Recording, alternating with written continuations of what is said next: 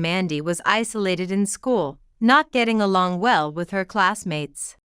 Mr. Owen spoke of Mandy in such a manner. However, the truth seemed to be slightly different.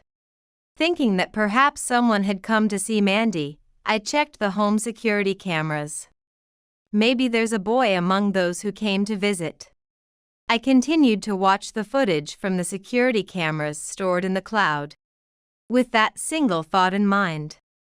Finally, I found the person. I was astonished by the unexpected figure. No way. Is this Mandy's? I was shocked in front of my computer. People lie, but security camera footage never does. I was stunned by the unbelievable reality. But at the same time, anger began to well up inside me. I must not forgive this person. For Mandy's future, I cannot overlook this. The retribution for toying with Mandy, you wait and see, I thought. While swearing this in my heart, I copied the footage to my smartphone. My name is Kathy Smith. I am 35 years old and work as a nurse at a local hospital. As many know, nursing is a very tough job. But it's because of this job that I believe I have my current happiness. In fact, I met Ted, who is a year older than me, at the hospital where I work. Ted, who works in construction, came to the hospital with an injury, and that was how we met. An angel in white. Seeing me, that's what Ted said. I found it amusing and started dating Ted. A year later, we got married, and our daughter Mandy was born. That was 11 years ago. I was very happy at that time, but now I am worried about Mandy. Actually, Mandy has been withdrawing from society and staying at home for about a year now. What can I do for her? My mind was always filled with Mandy. If I knew the reason why Mandy is withdrawing, perhaps some measures could be taken. But Mandy won't answer anything when asked. Moreover, we can't think of any reason. In short, all we can do is watch over Mandy. That's the current situation in our home. But until a year ago, Mandy was a very good child. Mandy is academically excellent and good at sports. Of course, I don't know the details of her school life. But from what Mandy said, it seemed she had many friends. Hearing only this, it feels like there shouldn't be a problem. In fact, Mr. Owen, her teacher at the time, had said this. Mandy is a very excellent student. She's good at both studies and sports, and she's a dependable friend.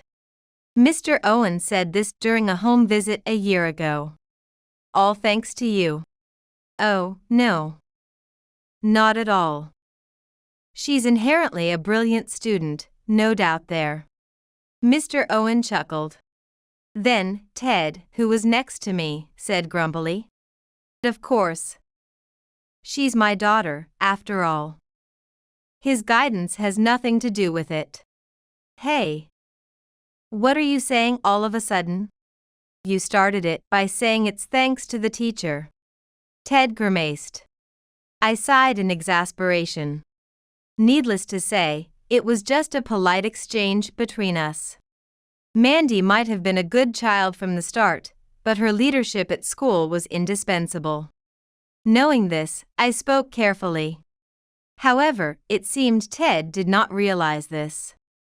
Indeed, Ted is impulsive. Still, I thought he had enough common sense to let it slide. Can you just be quiet for a bit? I'll talk to the teacher. But I know you're proud of Mandy, but you don't always have to speak your mind. I said it a bit strongly. Then, Ted turned away with a huff. It's like he's not a child. I was amazed.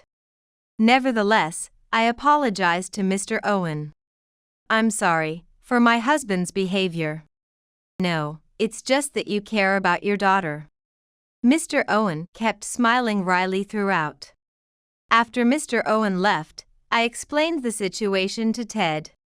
Ted understood our exchange about 30 minutes after I started explaining. This turbulent home visit happened a little before Mandy started withdrawing. Then, one day, a while after that. That day, Mandy didn't get up for a long time. Ted went to work as usual.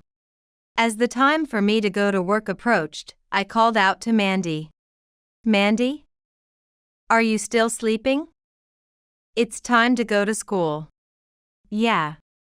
She sounded lethargic. Wondering about it, I continued.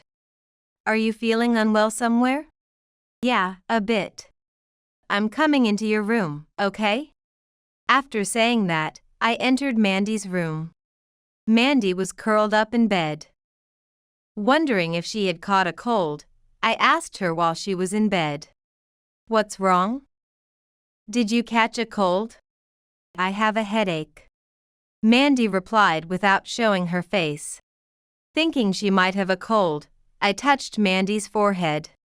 She didn't seem to have a fever, but Mandy, peeking out from under the covers, looked pale. It wouldn't be good to force her. Thinking this, I told Mandy. I'll call the school and tell them you're taking the day off. Okay. Got it. I'll ask Grandma to come over later. After having that conversation, I left Mandy's room. Then, I called the school. Planning to ask my mother-in-law to look after her in my absence, I contacted her. Could you come over during the day because Mandy is not feeling well? Okay, but I can't stay for a long time. My mother-in-law is a homemaker, but she has to take care of the house and my father-in-law. Even though it's for her granddaughter, it seems difficult for her to babysit for a long time. At that time, I thought Mandy was just temporarily unwell. So, as long as we could manage for now. That's why I asked my mother-in-law, within what was possible. True to her word, my mother-in-law came over for a few hours. She looked after Mandy, took care of her meals, and then went home in the evening. A few hours later, I came home. When I went to see Mandy, she was in bed. Were you okay? Mandy? Yeah. Grandma came over. I see. I hope you get better soon. After saying that, I left Mandy's room. However, Mandy didn't leave her bed the following day either. More accurately, she couldn't. Anyway, Mandy became unable to go to school. Mandy, did something happen at school? Not really. Mandy wouldn't tell me the reason, so I went to school and consulted with Mr. Owen. So, she can't seem to get up in the morning. Is that so? That's troubling. Mr. Owen frowned. It seemed Mr. Owen had no clue either. As I thought this, Mr. Owen sighed deeply and hesitantly began to speak. Actually, it seems Mandy has been isolated recently. Mr. Owen's story went like this. A little while back, during lunch break, he went to the classroom to prepare a quiz, intending to pick up textbooks. The students were making noise, enjoying their break, but Mandy was sitting alone. Thinking it was unusual, Mr. Owen approached Mandy. However, Mandy answered that nothing was wrong. But I was a little concerned, so I started paying more attention from that point. And it seems she was a bit isolated. He subtly asked the students, but the reason was unclear. However, it appeared Mandy was not getting along with her friends. Lately, their relationship seemed especially strained, to the point where Mandy hardly talked to any of them. Mr. Owen shared such observations. There wasn't much I could do. Is that so? I'm sorry for the trouble. No problem. I'm her teacher, that's my job. But please, keep this between us. Knowing this might stress Mandy, he wanted to keep it a secret. I agreed and didn't mention it to Mandy. Later, after Mandy went to bed, I cautiously opened up to Ted about it. What? What is the teacher doing? That's why, the teacher was being considerate. But he's not doing anything, right? Isn't that neglect of duty? Ted got upset. I hurried to calm him down. That's not true. The teacher did ask around. But in the end, he did nothing, right? That might be true, but the teacher can't just interfere rashly, right? Interfering too much in the students' relations could complicate things further. After explaining this to Ted, he grudgingly accepted. All right. Let's just watch over Mandy for a while. That sounds good. I have a proposal. In watching over Mandy, I suggested installing security cameras. We live in a detached house, which usually means less concern about noise affecting the neighbors compared to an apartment. Usually, this is an advantage. But it becomes a disadvantage when considering Mandy is alone at home. My mother-in-law comes over during the day, but there are still hours when Mandy is alone. During those times, it's possible that no one would notice if something happened. That's true. It would be better to have security cameras. Ted quickly agreed. So, we decided to install the security cameras. However, having conspicuous security cameras might make the neighbors view us strangely. I thought that was okay, but Ted was adamantly against it. The reason was because of Ted's job in construction. Indeed, people who work in construction often give off an intimidating appearance. In fact, Ted looks scary. He's well-built and can appear dangerous. Moreover, installing security cameras would only reinforce that image. I don't mind how I'm seen, but I wouldn't want Mandy to be thought of as the child of such a person. Since Ted insisted, we reluctantly installed less conspicuous security cameras. Regardless, it's best if the security cameras are never needed. Therefore, Ted and I adjusted our work schedules to spend more time with Mandy. Of course, we asked the same of my mother-in-law, who readily agreed. It would have been best if I could quit my job. But our household barely gets by with both of us working, so I had to continue. Months passed, but Mandy showed no significant change. She still couldn't go to school and hardly ever left her room. However, she would talk to Ted and me. She also responded to calls from Mr. Owen. One day, before going to work, I tried speaking to Mandy. I'm going to work, but how are you today? There was no reply from Mandy. Thinking something was off, I asked more forcefully. Mandy? Are you okay? Still no reply. I rushed into Mandy's room and found her struggling near the bed. Mandy. What happened? Mandy could barely utter a sound. Without hesitation, I called an ambulance. Mandy was quickly taken to the hospital where I work. There, an unexpected discovery was made. Mandy was pregnant. I almost collapsed when the doctor informed me. Soon, Ted arrived. I told him about Mandy's pregnancy. What? What do we do? Who's the father? Ted confronted me, but I had no way of knowing. When Mandy woke up, Ted tried to press her for answers. Thinking it was a bad idea, I sent Ted out of the room. Then, alone with Mandy, I asked her about the father. However, Mandy remained silent, refusing to name him. Keeping quiet won't solve anything. You can't possibly think about raising a child on your own. I will. I'll definitely give birth and raise this child. Give birth? That's just not possible. I stated the obvious, but Mandy sharply retorted. What, so you're saying I should get an abortion? Of course.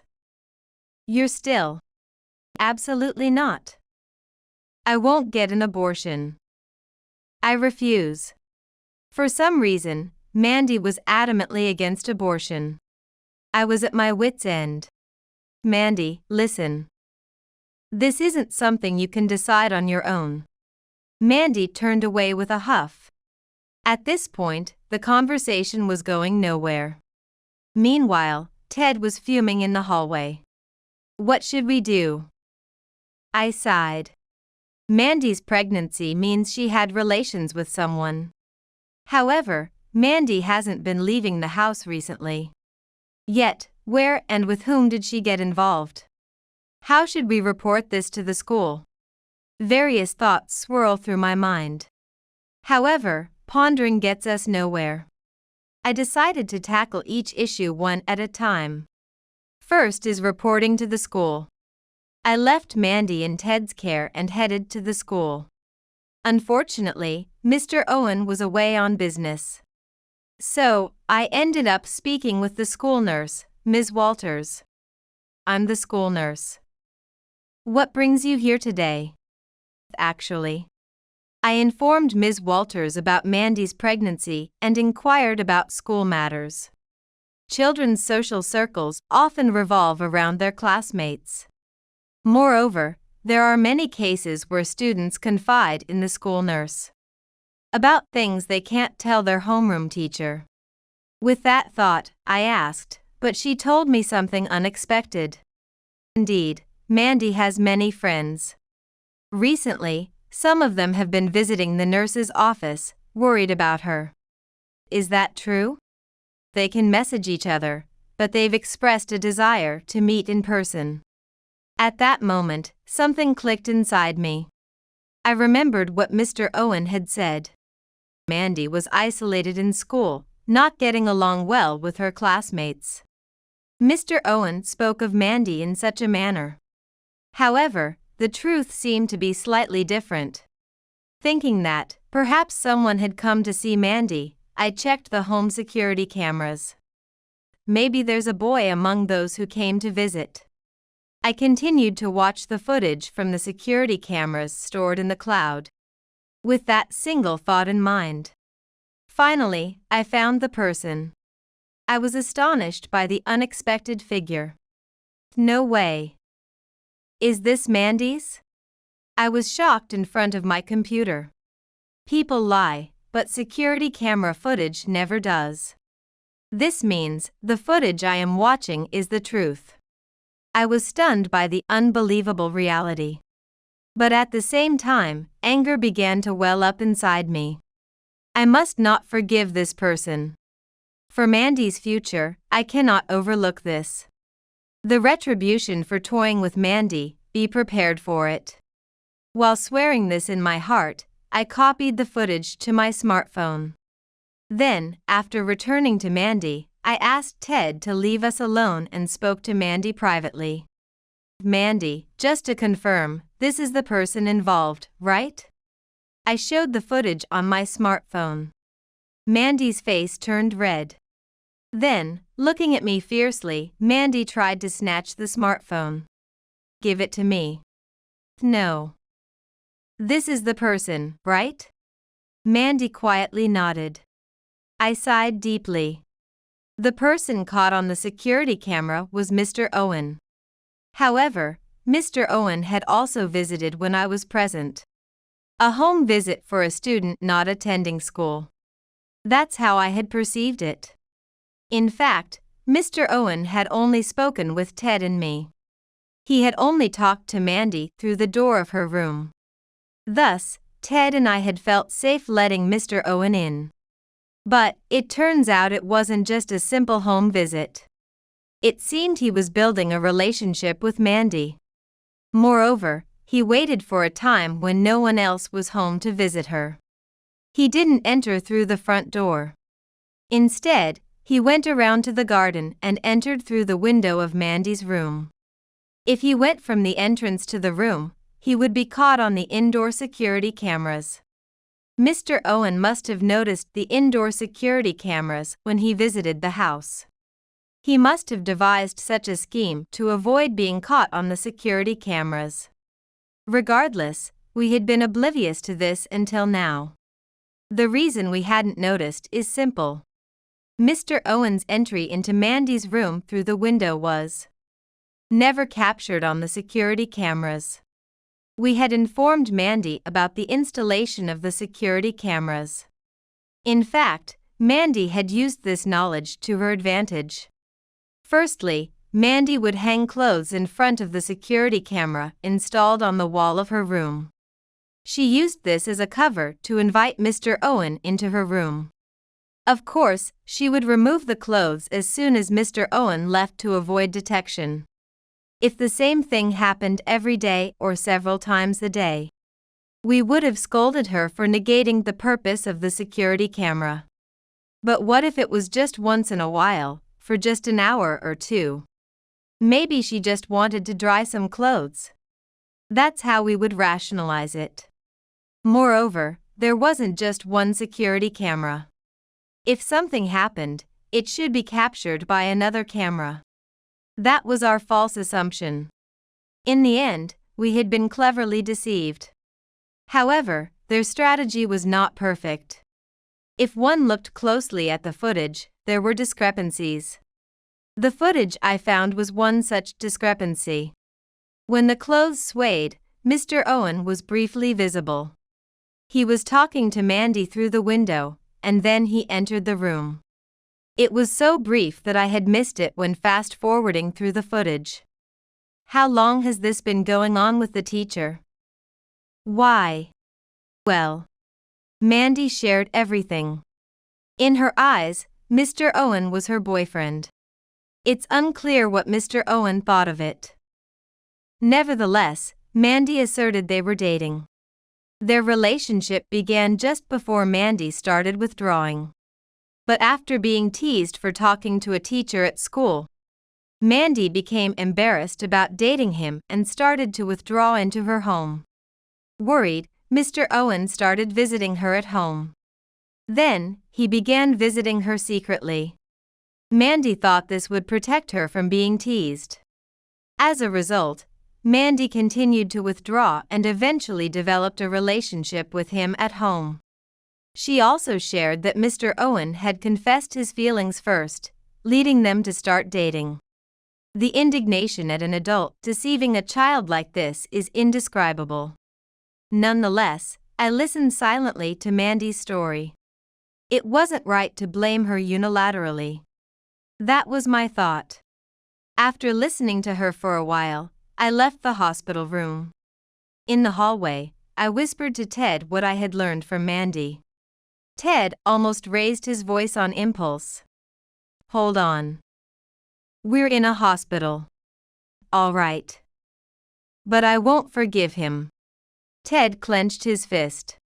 I deeply understood his feelings. The next day, I invited Mr. Owen to our home. The school nurse must have informed him about Mandy's pregnancy.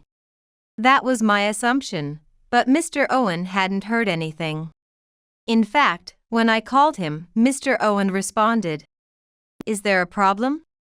So, I only informed him that Mandy was hospitalized.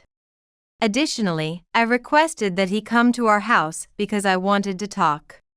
When Mr. Owen arrived, Ted immediately raised his voice upon seeing him. You.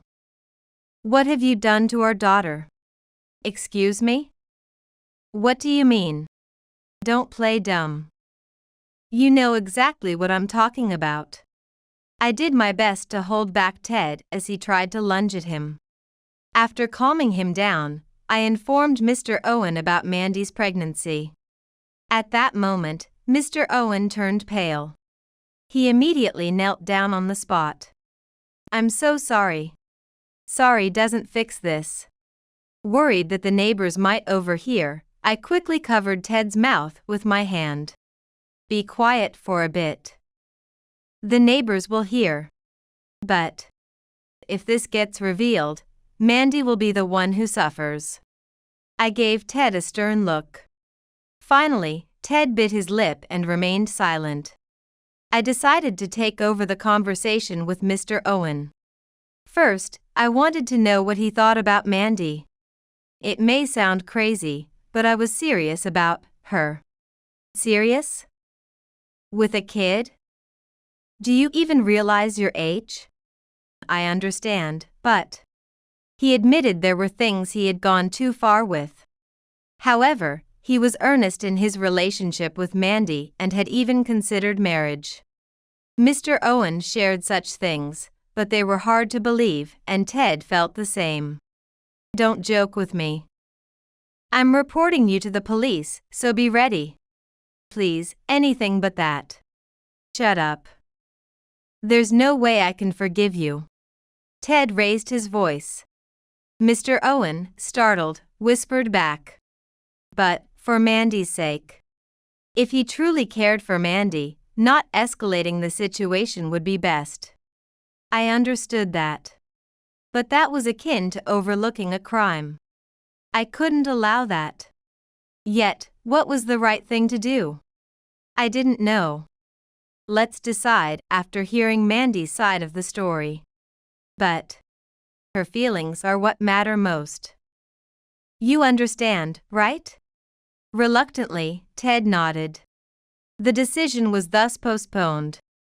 I couldn't forgive Mr. Owen. But it wasn't as simple as just punishing him. What would Mandy think? That was my main concern. Regardless, I wanted to visit Mandy first.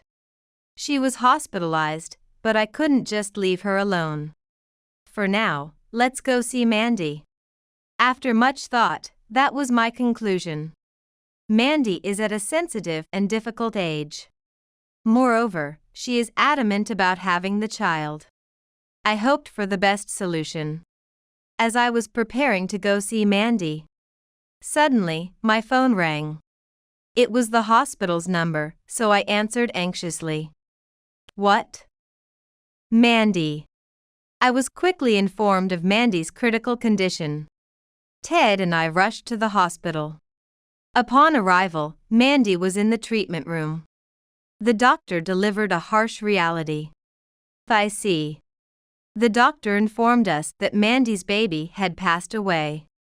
Later, when Mandy had calmed down, I discussed the child she had been pregnant with. Regarding Mandy's baby, I know. Mandy began to cry. I pulled her into a tight embrace. Mandy cried loudly, as if recalling her infancy in my arms. Perhaps this indicates how genuine her feelings for Mr. Owen were. Maybe not now, but eventually. Such feelings welled up in me. But those were Mandy's one-sided emotions. I soon learned a harsh reality. After Mandy had stopped crying, Ted and I left the hospital room. Let's leave her be for a while, we decided. At that moment, my phone rang with a call from Ms. Walters, the school nurse. "Do you have a moment?" "Yes." "What is it?" Ms. Walters shared his story. It had just happened. Arriving late to school for personal reasons, Ms. Walters coincidentally saw Mr. Owen making a phone call in a corner of the hallway. During the call, Mr. Owen said, "This is troublesome. The kid's pregnant. I was just having a bit of fun. This is the worst." Furthermore, Mr. Owen continued, revealing more. After being confronted by the father during the initial home visit, he became angry and decided to take advantage of the daughter. The situation escalated to this point because he lied about the child being isolated, thinking he had managed well, only to end up in this mess. He complained about facing complaints from the parents again. Hearing this, Ms. Walters was shocked. It was undoubtedly about Mandy. She instantly thought so and decided to casually approach Mr. Owen. Upon being suddenly addressed, Mr. Owen began to panic, repeatedly asking if his conversation had been overheard. I said I hadn't heard anything, but I'm certain it's about Mandy. Is that so? But if that's true, Mandy was merely played with, and Mr. Owen had lied to us as well. I ran out of patience. While looking at Ted, I thanked Ms. Walters. "Thank you for your call. We will be heading your way shortly." After hanging up, I relayed Ms. Walters' story to Ted. Needless to say, Ted was furious. However, being in a hospital, we couldn't raise our voices. We decided to direct our anger at Mr. Owen later and first consult with a lawyer. We also contacted my mother-in-law to ask her to stay with Mandy in our place. Then, Ted and I left the hospital and headed straight to a law office. Through the lawyer, we contacted Mr. Owen's home. We had heard Mr. Owen was temporarily living with his parents due to commuting issues. Our intention was to bring his parents into the discussion about what to do next. However, Mr. Owen's parents weren't home. Instead, a young woman was there. She rushed over after receiving our message, introducing herself as Mr. Owen's fiancée. I'm Susan, his fiancée. I had a day off, so I'm here to clean his house. I see. And? May I help you? Well, the thing is, regardless of her being the fiancée, there was no holding back. Mr. Owen had done too much. Neither Ted nor I hesitated to spill everything to Mr. Owen's fiancée. As we talked, the fiancée's complexion visibly changed. What are you saying? That man. I can't forgive him. It's not the first or second time he's cheated. The fiancée banged the table. Then, she apologized to us. Regardless, I apologize for my fiancé's actions. Well, your apology isn't really what we need. Right. I'll make him apologize. Though, an apology hardly suffices. The fiancée clenched her teeth in frustration. Then, she stood up swiftly. Please, come with me. I will not forgive him this time. She gestured for us to follow. It seemed she was on our side. This was a fortunate turn of events, so we decided to follow her. Our destination was the school, where Mr. Owen was undoubtedly present. This was clear from the call with Ms. Walters. We headed straight for the staff room. It was break time, so Mr. Owen and a few other teachers were there. Mr. Owen quickly noticed us and approached, his gaze darting around. What are you doing here? We need to talk. Then, to the meeting room? As Mr. Owen tried to leave the staff room, the fiancée grabbed his arm. Why are you running away? I'm not running. And why are you here? I heard about the despicable thing you've done. The fiancée raised her voice. At that moment, Mr. Owen flinched but then began to play dumb with a smirk. What are you talking about? I haven't done anything. Don't lie. I heard you got a girl pregnant? As soon as Susan said this, the atmosphere in the staff room changed. And the other staff members started murmuring. What are you saying? That's not true. You know exactly what I mean. Stop making excuses and speak clearly. The fiancé's voice echoed loudly. Conceding, Mr. Owen began to kneel down. It's not like that. It was. And you even deceived her, saying you were serious, that you intended to marry her. Sweat appeared on Mr. Owen's forehead. I watched him closely. I was truly considering marriage. Mr. Owen tried to justify. But nobody was interested in his excuses. Even though you have a fiancé? Well, that's... His argument was completely incoherent. To deliver the final blow, I stepped forward. Mr. Owen, you intended to marry my daughter while engaged to someone else? No, I plan to break up with her. At that moment, the fiancée stomped her foot loudly. That's a brilliant idea. I want to break up too. Wait, just hear me out. I've had enough. I'll make you pay for what you've done. Hearing this, Mr. Owen's shoulders slumped in defeat. But I haven't forgiven him yet. I pressed on further. Moreover, I heard you confessed it was just a game with my daughter. No. Ms. Walters heard it. Reacting to my words, Mr. Owen looked back at Ms. Walters, who quietly nodded. At the same time, Mr. Owen seemed to crumble. Then, Ted delivered the final blow. "We refuse a settlement. You're being reported to the police." Engaging with a minor is inexcusable, even with supposed consent. Yet, Mr. Owen, desperate, clung to Ted, begging for mercy. "Please, anything but the police. Quiet. Criminals should keep silent." With that harsh rebuke, Mr. Owen was left speechless. After that, Ted called the police on the spot. However, immediate arrest was not guaranteed. Unless caught in the act, investigation precedes arrest. In fact, Mr. Owen was taken away for questioning at the police station, but was allowed to return home that day. But awaiting him at home was a storm. Naturally, after Mr. Owen's fiancée and we informed his parents of his actions. I heard from the fiancée later that it caused quite a stir. Furthermore, the engagement was called off, and she demanded compensation from Mr. Owen. Since the dowry had already been paid, it was likely she would be entitled to it. The next day, Mr. Owen was questioned by senior officials from the Education Board. The inquiry, held in a meeting room, saw Mr. Owen with a pale face, looking down. Returning to the staff room, he reportedly cried like a child, which is somewhat amusing.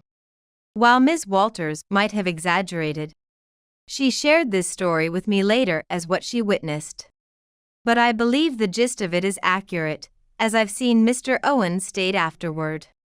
That evening, he came to our house with someone from the Education Board to apologize, kneeling and crying in front of Ted and me. Of course, we didn't forgive him, and we still haven't, even after his arrest by the police. Mr. Owen is currently awaiting trial, having lost his job and become a recluse at home. After his arrest, Mandy was deeply saddened, likely realizing she had been deceived for the first time. However, Mandy never spoke of it. We didn't either, as it wouldn't heal her wounded heart. All we can do is stay by Mandy's side. Ted and I discussed this. There might be more we could do, but until Mandy can come to terms with it herself, it's best to quietly support her. I'm convinced Mandy won't be defeated by this. Lately, she has started to regain her smile. Indeed, Mandy is our pride and joy. I strongly feel this now.